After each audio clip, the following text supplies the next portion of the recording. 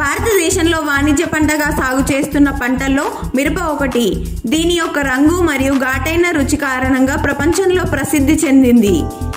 మిర్చి ప్రధానంగా ఆంధ్రప్రదేశ్, మహారాష్ట్ర, కర్ణాటక మరియు తమిళనాడు రాష్ట్రాల్లో పండిస్తున్నారు.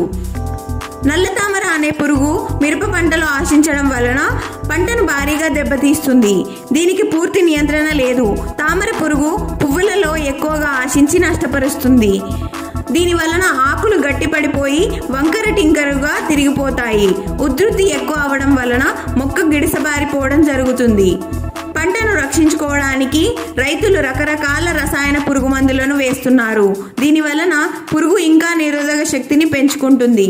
కావున ఈ నల్ల తామరను తొలి దశ నుండే నివారించేందుకు జెంటెక్ వారి రీకాల్ 2 ml లీటర్ నీటికి కలిపి పిచికారీ చేసుకోవడం వలన తామర పురుగు నివారణతో పాటు రసం పీల్చు అన్ని రకాల పురుగులను తొలి దశల్లోనే నివారించవచ్చు.